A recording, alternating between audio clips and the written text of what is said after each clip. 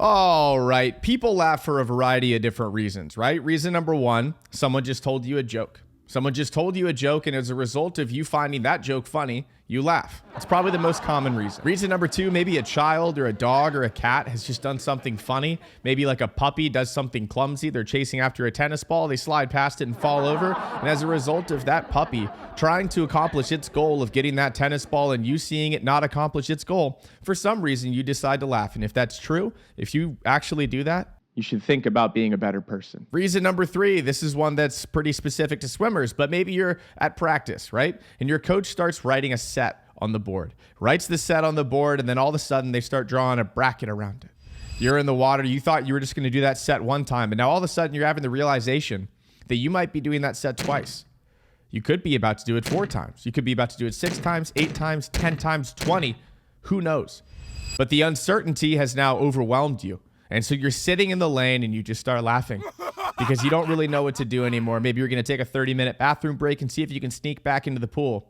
But the reality is you're about to do a much longer set than you initially thought you were going to. And so you just kind of try to laugh it off. And reason number 4, the reason we're making this video today is that someone in your heat at a swim meet, or maybe someone just at the meet, or it could be at practice, someone at practice does something so ridiculous. The fast person on the team or the fast person at the meet, the big name at the meet, does something so ridiculous, performs so well, that as you watch it, you just kind of have to come to terms with reality that that person exists. That person is way faster than you and potentially way faster than you will ever be. And so you just kind of start laughing. Meet Kliment Kolesnikov, a Russian backstroker who, if you follow swimming, shouldn't sound like a new name to you. But if you don't follow swimming, he's a stud. He's been in the game and he's been on top of the game for a long time in the form of swimming where you lay on your back, look up at the ceiling or at the sky, depending if you're in an indoor or an outdoor venue, and spin your arms, hurling yourself towards the other end of the pool, completely blind, until you see a little set of flags that tell you it's about time to slam into the wall with your hand, also known as backstroke. And while we've been very reasonably distracted by all of the happenings that are taking place in Fukuoka, Japan at the 2023 World Swimming and Diving Championships, I keep saying that like it's an NCAA swimming meet. Apologies. The 2023 World Swimming Championships. We're back on track now. But while that's been going on, Russia simultaneously has been hosting the 2023 Swimming Cup of Russia, where Kolesnikov fired off the second fastest time in history in the 100 backstroke and win a time that would have won gold at the 2023 World Swimming Championships. Russia's not competing in Fukuoka due to their ongoing war with Ukraine, but Kolesnikov wasn't done after showing everybody what he had in the 100 backstroke. Earlier today, Kliment Kolesnikov fired off a 23.55 50 backstroke, breaking the world record that was previously held by Hunter Armstrong with a time of 23.71. He took 0.16 off that world record, which is a solid chunk of time when we're talking about a 50, to say the very least. The world record is awesome. Kolesnikov's backstroke is intense. He's got a wicked start, incredible underwaters, and in addition to that world record, what we got out of this swim were a couple pieces of video that are absolutely incredible. Firstly, when you listen to the audio in the video of the 50 backstroke world record, it kind of sounds like on your first go around that people are booing. I quickly realized that it is in fact a horn, and then found this gem of a video on the internet where we get a big ol' honk from the horn right after the start of the 50 back.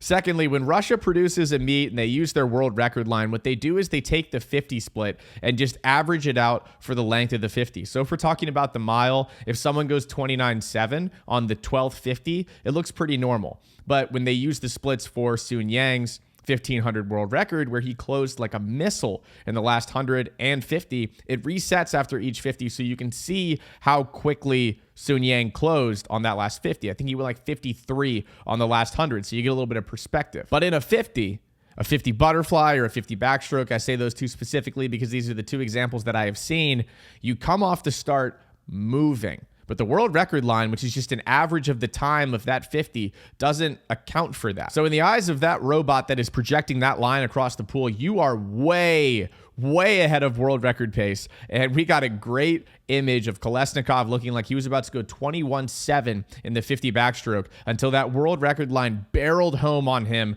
over the last 15 to 20 meters. But he held it off. He held off the world record line. Hunter Armstrong's 23.71 world record went 23.55, and he got it done. At the conclusion of the race, we started to see a normal swimming celebration develop. Kolesnikov does the classic and cool arms out to bask in your world record celebration. Then we get a camera cut where one of the guys he was racing is just laughing and says what I think is like, oh my God, which agreed. I think it's a completely fair reaction. And then we jump over to the other guy that he was racing who looks like he's either just finished laughing or is trying to hold it back. Then the camera operators or producers decide to go back to Kliment and see what he's doing. Well, he's currently pretending to be a whale, but shortly after that, he's going to hit the classic celebration that we're going to call the sensory deprivation tank celebration. Kolesnikov finishes his float session and then floats back over to the wall where I think he realizes that he's swum so quickly that he's caused everyone to laugh. He shares the world's smallest laugh with a competitor, and then we're done. One of my new favorite things in swimming is when producers get good shots of the happenings at the end of a race. They get kind of close shots of all these different competitors, and then they start interacting, and you can kind of break it down and look at it afterwards. We get some great moments. I really think it might be some of the best content we get in the sport. Now, to answer the question that some of you will likely be wondering, will this become a ratified world record? There's a chance, I think. I'm not an expert on this situation, but I think there's a chance as long as they follow the World Aquatics guidelines for a world record, which I think includes like measuring the pool, ensuring that you had enough referees, and drug testing, obviously, then I think it should be a ratified world record. And yes, I said the no word. I said drug testing. When an athlete from Russia does something incredible, the immediate reaction from the general population is test them. And while I don't think having suspicions about mind-bending performances is a bad thing, my beef with that opinion is when it is immediately aggressively voiced with little to no understanding of the athlete or the situation. Drugs are going to be a part of sports probably forever. Let's be real, forever. Bottom line, it's something that we have to learn to deal with. And just some food for thought that I put out on Twitter is that before you jump to conclusions and run down to the comments section and yell, test it, which I know some of you already did, which if you already did it, that's fine. We don't have to agree on anything. These are just my 2 cents and they'll be over shortly. But I don't think the dude's ever missed a test, if I'm not mistaken. Suspicions are okay.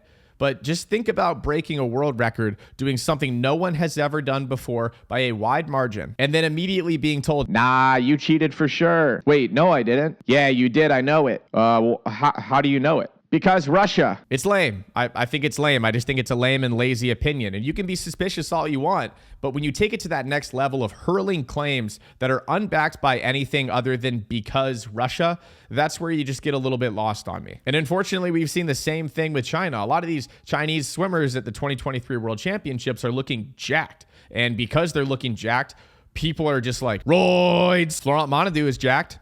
Caleb Dressel is jacked. Kyle Sockwell is jacked.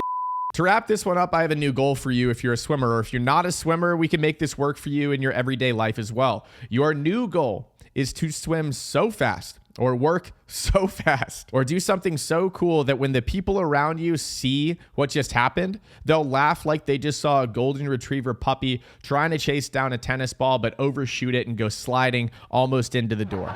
So thanks for watching. I hope you got a laugh. I hope you got some of you guys might be angry and running down to the comment section and going, Kyle, I had a lot of respect for you before I found out that you love people that dope and cheat in the sport. Well, guess what? I don't love that, but I also don't love people just blindly assuming that a specific individual is a cheater and then hurling it at him on the internet. Whatever. Thanks for watching. Hit that like button. Subscribe if you want more videos like this to pop up on your home screen, and I'll see you in the next one. See ya.